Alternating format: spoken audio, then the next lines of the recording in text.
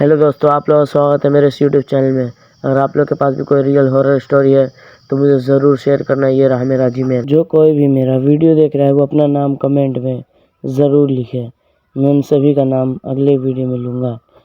और चलिए आज का रियल हॉरर स्टोरी शुरू करते हैं। कसौली की डरावनी कहानी। राजेश और सुमित्रा एक ही कॉलेज में एक साथ एक ही क्लास में पढ़ते थे। राजेश अपने पिता की तरह राजनीति में बेहद रुचि रखता था और कॉलेज में छात्र नेता में सबसे प्रबल नाम था।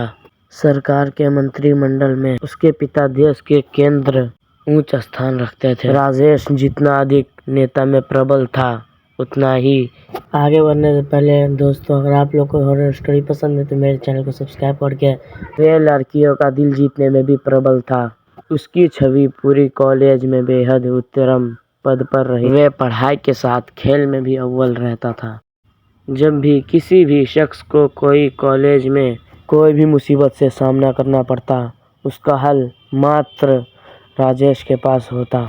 राजेश का दिल नेतागिरी के अलावा किसी अन्य पर भी केंद्रित रहा। केंद्र का नाम सुमित्रा था। सुमित्रा बला की खूबसूरत थी, शर्मीली सौभाग्य की बोली सी सूरत। वे अंग्रेजी डिक्शनरी में ब्यूटीफुल शब्द का सबसे प्रमुख व्याख्यान करती थी। होठे सुमित्रा प्रेम की एक अलग प्रस्तुति पेश करती थी जो बेहद प्यारी थी। सुमित्रा मन ही मन राजेश को चाहती थी, लेकिन वो कह नहीं पाती थी क्योंकि उसे यह डर था कि राजेश मना न कर दे, क्योंकि राजेश बेहद अमीर घर से ताल्लुक़ रखता था। तो वहीं सुमित्रा एक सामान्य परिवार की बेटी थी। एक दिन सुमित्रा घर से कॉलेज की ओर जा रही थी। रास्ते में उसे राजेश मिला। दोनों की नज़रें एक दूसरे को देखने लगी, जैसे कि कई जन्मों की बात कर रहे हों। फिर कुछ मिनटों के बाद दोनों ने एक दूसरे से नज़र हटाई और नीचे की ओर झुकाई। राजेश बाइक पर अलग दिशा निकल रहा था, तो वहीं सुमित्रा अलग दिशा। दोनों एक दूसरे से काफ़ी दूर हो गए थे। तभी सुमित्रा को कुछ लोग छेड़ने लगे जो कॉलेज के ही थे। सुमित्रा काफ़ी घबरा गई और वहां से तेज रफ्तार में दौड़ने लगी। राजेश को अचानक से सुमित्रा के पास कोई काम याद आ गया। वह मुड़ा और अपनी बाइक की तेजी से सुमित्रा की तरफ, लेकिन वह अचंभित रह गया जब देखा कि सुमित्रा वहां मौजूद नहीं थी। राजेश को वही लड़के दिखे। राजेश को उन्हें देखकर यह आभास हो गया था कि सुमित्रा के साथ कोई हरकत कर रहे होंगे ज़रूर। वो वहीं रुका रहा और उन लड़कों से बात करके उन्हें सभी को भेज दिया। कॉलेज के सब लड़के राजेश से डरते थे क्योंकि वह किसी के साथ भी अन्याय नहीं सहन कर सकता था। जैसे ही वो गए, राजेश ने सुमित्रा को ढूंढने की कोशिश करी, लेकिन वो काफ़ी देर तक नहीं मिली। परंतु वह जैसे ही वापस जा रहा था तभी उसको कुछ रोने की आवाज़ आने लगी। यह आवाज़ एक गली से आ रही थी। राजेश ने उस गली की तरफ मुड़कर देखा तो सुमित्रा को पाया। सुमित्रा काफ़ी भयभीत थी। राजेश ने उसे अपने बाहों में ले लिया और उसे भरोसा दिलाया कि वह उसे कुछ नहीं होने देगा। समय बीतने लगा और दोनों के प्रेम को अब नई रिश्ते की डोर में बंधने की बातें होने लगी। सुमित्रा और राजेश दोनों का विवाह होने नक्की हुआ। सुमित्रा ने बताया वह अनाथ है, उसका कोई नहीं, वह अकेले रहती है घर पर। इस पर कईयों ने राजेश के घर से आपत्ति दर्ज करी, लेकिन राजेश का सुमित्रा के प्रति प्यार देखकर वह शादी करने को राजी हो गए। उनकी जोर शोर में शादी संपन्न हुई। दोनों एक दूसरे में बेहद खुश थे। इतने तारीख का प्लान बनाकर दोनों अपने हनीमून मनाने हिमाचल प्रदेश के शहर कसौली पहुँचे। कसौली के प्रसिद्ध रेस्टोरेंट कसौली पैराडाइज में अपने प्यार भरे गुण बिताने के लिए वे वहां के मैनेजर से एक कमरा लेते हैं। राजेश ने सुमित्रा से कमरा चुनने को कहा। वह रेस्टोरेंट 5 मंजिला था। सुमित्रा ने सुझाव दिया कि कमरा तीसरे मंजिल पर ही लेंगे। ऐसा उसने इसलिए कहा था क्योंकि रेस्टोरेंट के तीसरे मंजिल पर ही लेंगे। ऐसे उन्हें इसलिए कहा था क्योंकि रेस्टोरेंट के तीसरे मंजिल से पहाड़ का बेहद मनमोहन दृश्य नज़र आता था। इसी कारण तीसरी मंजिल के कमरे महंगे भी होते थे और जल्दी फुल भी हो जाते थे। मैनेजर ने उन्हें 304 नंबर की चाबी दी और वेटर को बुलाया ताकि वह सामान लेकर जा सके। लेकिन सुमित्रा उस मैनेजर से जिद करते हुए कहने लगी कि उसे 308 नंबर की चाबी चाहिए।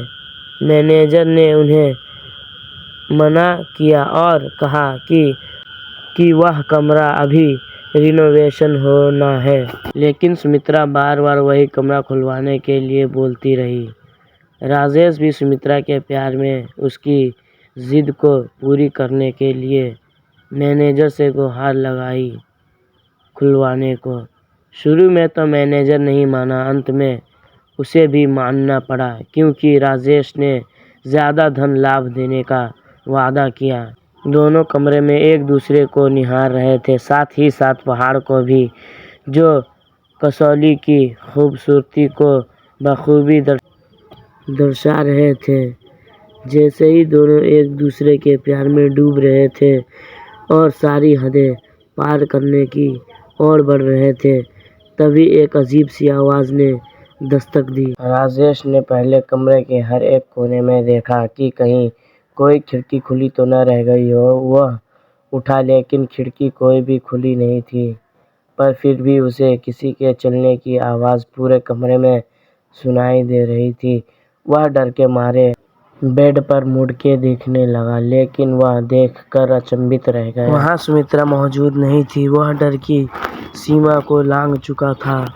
पूरे कमरे में वह अब सुमित्रा चलने लगा, कमरे के बाहर जाने की कोशिश करता, लेकिन कमरा मानो किसी ने बाहर से बंद कर दिया हो।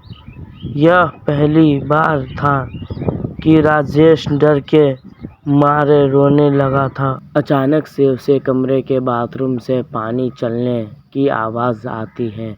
वह दौड़ता हुआ बाथरूम के तरफ पहुंचा है। जैसे ही वह उधर पहुंचा है, पानी की आवाज़ बंद हो जाती है। राजेश, जानू कहाँ ढूंढ रहे हो मुझे? आओ मेरे पास आओ, सुमित्रा की आवाज़। राजेश देखता है कि सुमित्रा बालकनी में खड़ी हुई होती है। जैसे ही राजेश डर के मारे सुमित्रा से लिपटने के लिए बढ़ता है, सुमित्रा एकदम से गायब हो जाती है और राजेश पहाड़ से नीचे गिर जाता है। उसकी मौत हो जाती है। अगले दिन उसकी लाश पहाड़ से बरामद होती है। इंस्पेक्टर रंजीत सिंह को तहकीकात करने की उस लाश के पोस्टमार्टम रिपोर्ट के मुताबिक राजेश मौत से पहले उसकी धड़कन काफ़ी तेज़ चल रही होती है। इंस्पेक्टर सुमित्रा को ढूंढने की कोशिश करता है, लेकिन उन्हें सुमित्रा का कहीं नहीं पता चलता। मैनेजर से इंस्पेक्टर सीसीटीवी कैमरा की फुटेज मंगवाता है, परंतु वह रिकॉर्डिंग देखकर परेशान हो जाता है। सीसीटीवी कैमरा में सुमित्रा की कोई फ़ोटो नहीं दिख रही होती। इंस्पेक्टर को यह मैनेजर की चाल लगती है। इंस्पेक्टर राजेश के घर पर उसकी मौत की खबर लेकर पहुंचता है। सभी परिवार वाले आहत हो जाते हैं। इस वक्त राजेश का भाई इंस्पेक्टर से सुमित्रा के बारे में पूछता है। इंस्पेक्टर कहता है कि कमरे में तो हमें कोई नहीं मिला। सब घर वाले कहते हैं कि राजेश और सुमित्रा का हाल ही में विवाह हुआ था। इंस्पेक्टर ने उन्हें सुमित्रा के परिवार को फ़ोन करने को कहते हैं। इंस्पेक्टर को फिर पता चला कि सुमित्रा का तो कोई है ही नहीं। वह कॉलेज में भी पता पता करने गया तो चला कि कॉलेज में सुमित्रा नाम की कोई लड़की ने कभी एडमिशन ही नहीं लिया था। वह वाकई में एक भूत थी। तो दोस्तों ये थी आज की रियल हॉरर स्टोरी। अगर आप लोग को अच्छी लगी तो कमेंट करें।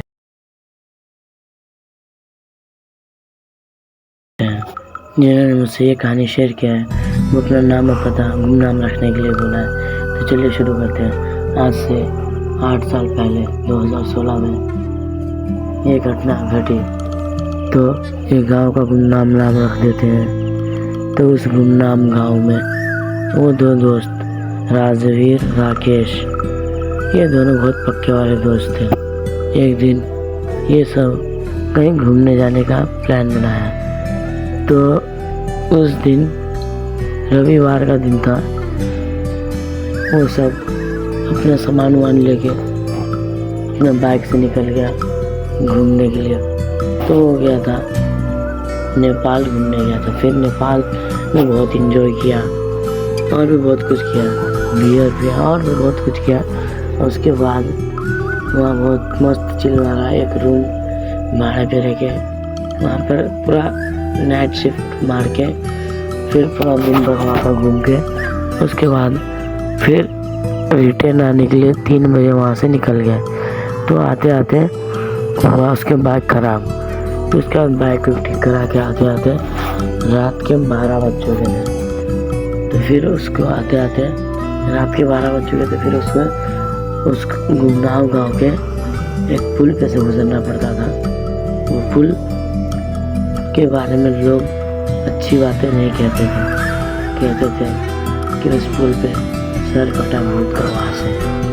तो ये सब को मतलब डर उर से नहीं लगता है। तो ये सब मजाक समझते हैं। तो रात ही में उससे निकल जाते हैं। तो फिर अचानक आते आते पुल पे उसका बाइक रुक गया। तो फिर वो उतर के चेक करने लगा कि बाइक में क्या खराबी है। तो बाइक को स्टार्ट किया, किक मारा, स्टार्ट नहीं हो रहा था बाइक।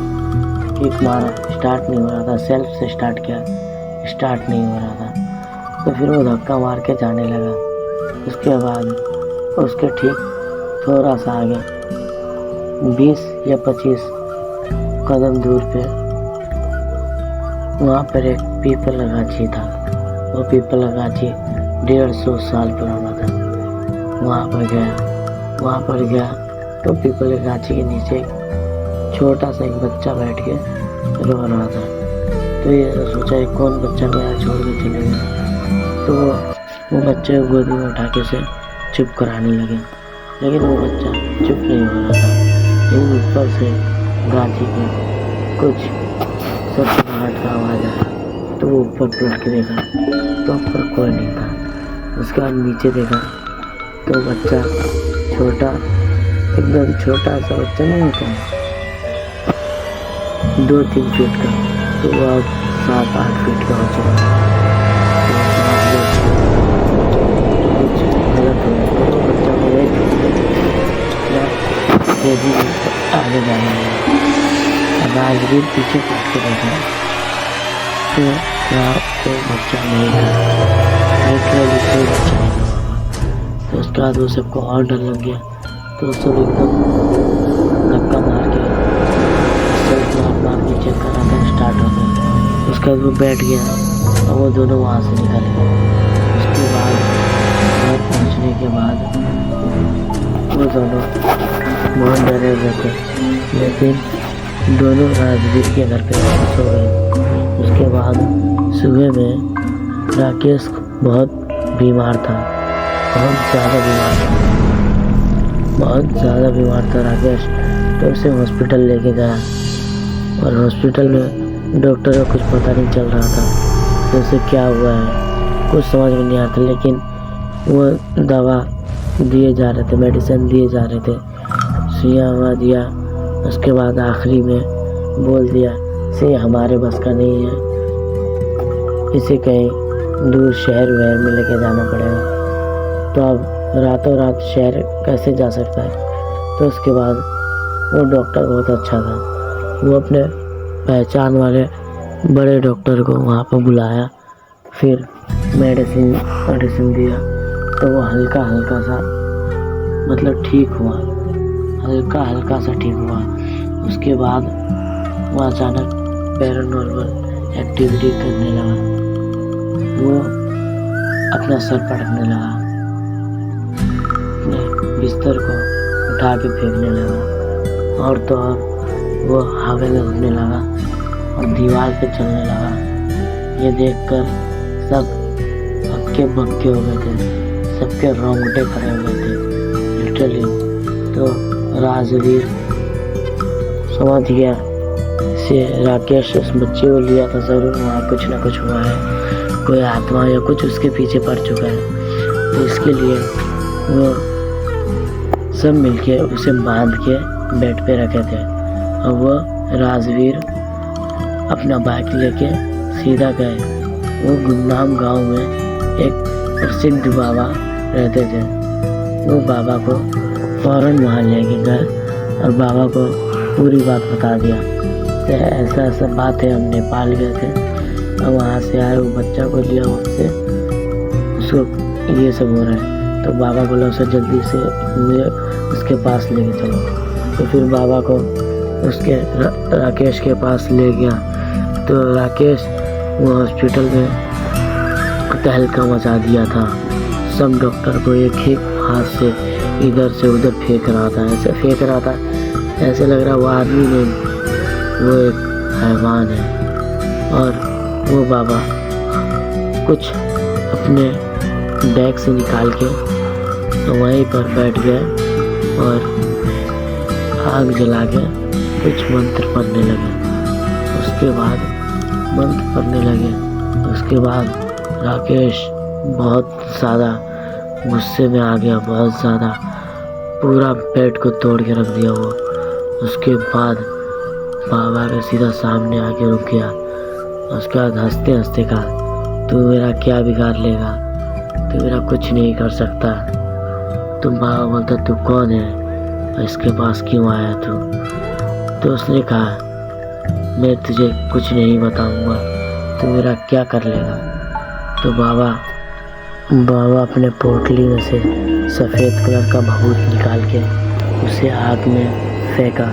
तो वो राकेश बहुत ज़ोर से चिल्लाया, फिर बाबा पूछा, बता तू कौन है और इस बच्चे के पीछे क्यों पड़ा है? तो उसने नहीं बताया। बाबा फिर वाइट भभूत को उसने फेंका और पूछा, तू बता तू कौन है?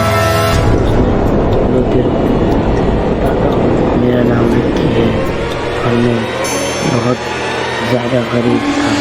एक दिन की बात है, मेरे गाँव में कुछ चोर घुस गए और उस बच्चे को लेकर भागने लगे।